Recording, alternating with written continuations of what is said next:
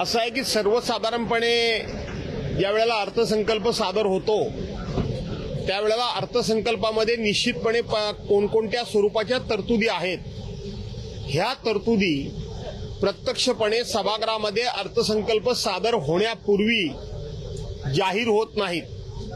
परंतु आजची आपण जर सगळी वर्तमानपत्र बघितली तर या वर्तमानपत्रामध्ये कोणकोणत्या विभागाला, कोणकोणत्या घटकाला काय काय सोयी सुविधा दिल्या जात आहेत, ह्या सगळ्या योजना ह्या आता जवळजवळ बाहेर प्रसिद्ध झालेल्या आहेत. त्यामुळं हे बजेट पूर्णपणे फुटलेलं बजेट आहे. मला माहित आहे, माझा इतक्या वर्षांचा अनुभव आहे. सरकारच्या वतीनं सांगितलं जाईल की बजेट पार्ट 2 जो आहे तो पार्ट 2 हा लीक झालेला नाही, पार्ट 1 लीक झालेला आहे. परंतु पार्ट 1 आणि पार्ट 2 हे एकाच ठिकाणी बजेट असतं. त्यामुळे हे बजेट फुटलेलं आहे. हे बजेट फुटलेलं असल्यामुळे हे सरकार नैतिकदृष्ट्या या सरकारचं अधःपतन झालेलं आहे. नैतिकदृष्ट्या या सरकारची विश्वासार्हता ही रसातळाला गेलेली आहे. आता याचं कारण काय, तर शेवटी हेच सरकार 3 तिगाडा आणि सब बिगाडा असं हे सरकार आहे. इथं श्रेयवादाची लढाई आहे.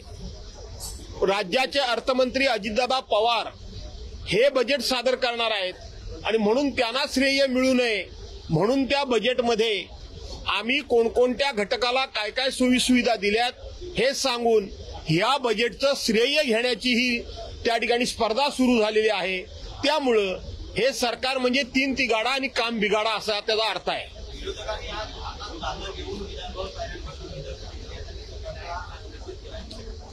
नाही, निश्चितपणे कालच संसदीय कार्यमंत्री चंद्रकांतदादा पाटील यांनी सर्वांना चॉकलेट वाटलं, त्याच्या बातम्या आपण केल्यात. याचा अर्थ महाराष्ट्रातल्या जनतेला आज जो अर्थसंकल्प जाहीर होणार आहे त्या अर्थसंकल्पातून चॉकलेटच मिळणार आहे, फसवणुकीचंच काम होणार आहे.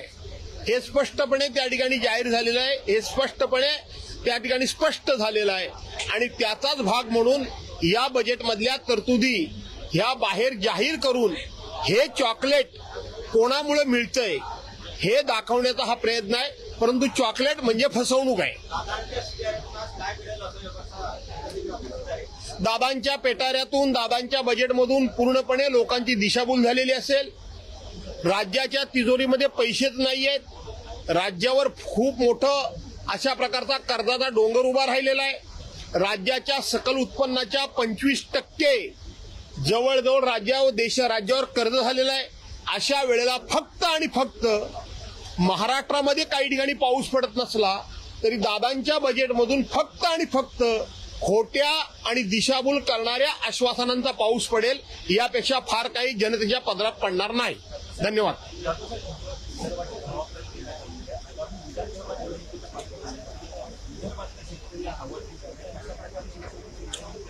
मला पूर्व विदर्भाची जबाबदारी माझ्या पक्षानं दिलेली आहे. विदर्भामध्ये आज सरकारच्या विरोधात प्रचंड असंतोष आहे. आपण बघितलं असाल की विदर्भातल्या 10 लोकसभेच्या जागांपैकी फक्त आणि फक्त भारतीय जनता पार्टीच्या 2च जागा निवडून आल्या. याच्यातूनच विद्यमान सरकारवर प्रचंड अशा पद्धतीचा रोष हा संपूर्ण महाराष्ट्रामध्ये त्याचप्रमाणे विदर्भामध्ये आहे. आणि तो रोष उद्याच्या विधानसभेच्या निवडणुकीमध्ये सुद्धा या सरकारच्या विरोधात जनता मतपेटीतून काढेल हा मला विश्वास आहे. निवडणूक होणार आहे 12 जुलैला. तिसरा उमेदवार महाविकास आघाडी देणार का? कारण चर्चा आहे की तिसरा उमेदवाराची चर्चा सुरू आहे. असं आहे की 12 जुलैला विधानसभा परिषदेच्या 11 जागांची निवड होणारच आहे. त्या संदर्भातला जो काही निर्णय आहे महाविकास आघाडी संदर्भामध्ये 2 उमेदवार देणार, 3 देणार की 4 देणार, हे महाविकास आघाडीचे नेते लवकरच एकत्र बसतील आणि निर्णय करतील. धन्यवाद.